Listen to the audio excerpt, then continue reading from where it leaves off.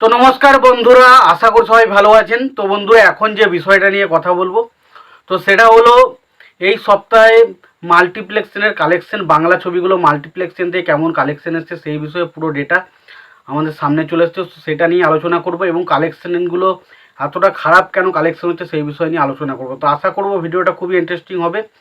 ভিডিওটাকে আপনারা শেষ পর্যন্ত দেখবেন। চ্যানেলটা নতুন হয়ে থাকলে অবশ্যই আপনারা চ্যানেলটা সাবস্ক্রাইব করে নিয়ে পাশে বেল আইকনটা অবশ্যই প্রেস করে দেবেন। তো প্রথমে যে বাবলি ছবিটার কালেকশন নিয়ে যদি কথা বলি, তো বাবলি ছবিটার কালেকশন করেছে 6 নম্বর সপ্তাহে এসে, যেটা ছবিটা কালেকশন করেছে 81,000 টাকা। এবং 81,000 টাকা কালেকশন করে টোটাল ছবিটা মোটামুটি ধরা যায় 34 লাখ মতো কালেকশন কিন্তু ওভারঅল করেছে শুধুমাত্র মাল্টিপ্লেক্স চেন থেকে। এবার যদি আমি পদাতিক ছবিটার কালেকশন নিয়ে কথা বলি, তো পদাতিক ছবিটা আজকে কালেকশন করেছে 23,000 টাকা এবং 23,000 টাকা কালেকশন করে ছবিটা ওভারঅল কালেকশন করতে পেরেছে টোটাল যে 6 সপ্তাহ মাল্টিপ্লেক্স থেকে সেটা হচ্ছে 10 লাখ টাকা মতো।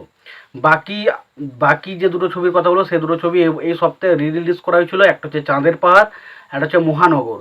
তো মহানগর ছবিটা কালেকশন করতে পেরেছে প্রথম সপ্তাহে, সেটা হচ্ছে 1 লাখ টাকা। এবং অবশ্যই চাঁদের পাহাড় ছবিটা কালেকশন করেছে 75,000 টাকা। তো দেখুন, একটা ছবি রিলিজ করার পর এতদিন হয়ে গেছে, মানুষ সমস্ত জায়গায় দেখে নিয়েছে, তারপরেও যে মানুষ সিনেমা হলে গিয়ে সিনেমাতে দেখছে, এটাই একটা বিরাট বড় পাওনা। তো এইগুলো যে বিশাল কালেকশন করবে এটা বলা কখনোই ভাবা অসম্ভব নয়। তবে কালেকশন যেহেতু করছে, এটা থেকে বোঝা যাচ্ছে কিছু মানুষজন অবশ্যই দেখতে চাইছে এবং এখনও কিন্তু এই মানুষজন এই সিনেমাগুলোকে পছন্দ করে। তো ভেবেছিলাম যে দেবের ছবি চাঁদের পাহাড় অবশ্যই বেশি ক্রেজ থাকবে মহানগরের থেকেও, বাট কিন্তু দেখলাম মহানগর ছবিটা নিয়ে কিন্তু মানুষের মধ্যে ক্রেজটা বেশি রয়েছে। তো এই ছবিগুলো দেখুন, এগুলো রিলিজ করার পরও এর পাশাপাশি আরও কিছু ছবি কিন্তু ছিল যেগুলো কিন্তু অলরেডি রিলিজ করলে সেগুলো কিন্তু কালেকশন বেশি আসতে পারে। যেমন ধরুন দেবের চ্যালেঞ্জ, জিতের সাথী রয়েছে, বা যুদ্ধ ছবিটা মিঠুন এবং জিতের মধ্যে যে যুদ্ধ ছবিটা এসেছিলো সেই ছবিটা, বা মিঠুন চক্রবর্তী এমএলএ ফাটাকেষ্ট। তো এই ধরনের ছবিগুলোকে যদি রিলিজ করা হয়, আমার মনে হয় এখনও কিন্তু এই অডিয়েন্সটা রয়েছে যারা কিন্তু সিনেমা হলে গিয়ে এইগুলো দেখবে। এবার আসি এই কালেকশনটা এত কম হওয়ার কারণ কি। প্রথমত অনেকে আরজিকর ঘটনা নিয়ে বলবে। তো দেখুন, আরজিকর ঘটনা শুধু এটা এই ছবিগুলোর ক্ষেত্রে আমি ধরলাম আরজিকর ঘটনা ঘটেছে, কিন্তু বাকি আপনারা যে ছবিগুলো তুলে দেখেন যে বাংলা ছবির সিনারিও কিন্তু এরকমই থাকে। খুব একটা এক্সট্রাঅর্ডিনারি যে খুব যে মানে আকাশ পাতাল ফারাক আমরা দেখতে পাই সেটা কিন্তু না। একটা দুটো ছবি যেমন থাকে মোটামুটি কালেকশন করে, বেশিরভাগ ছবির কিন্তু এইরকম দুর্দশার অবস্থায় থাকে। তো কেন?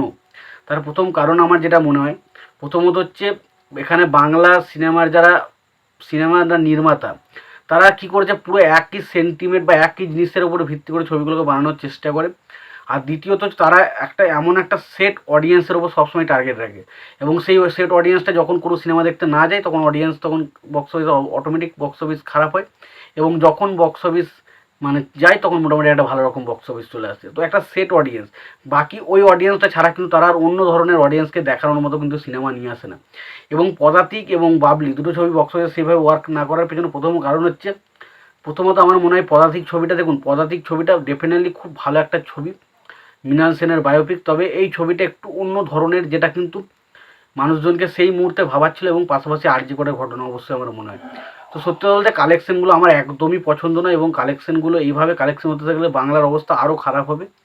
তো ভবিষ্যতে তোমাদের এই কালেকশনগুলো নিয়ে কি মতামত তোমরা অবশ্যই জানিও। আর সবশেষে একটা কথা বলো, যদি ভিডিওটি পছন্দ হয় অবশ্যই লাইক কমেন্ট শেয়ার করে দিও। চ্যানেলটা নতুন হয়ে থাকলে অবশ্যই চ্যানেল সাবস্ক্রাইব করে নিয়ে পাশে বেল আইকনটা অবশ্যই প্রেস করে দিও। ভালো থেকো, সুস্থ থেকো, দেখা হচ্ছে।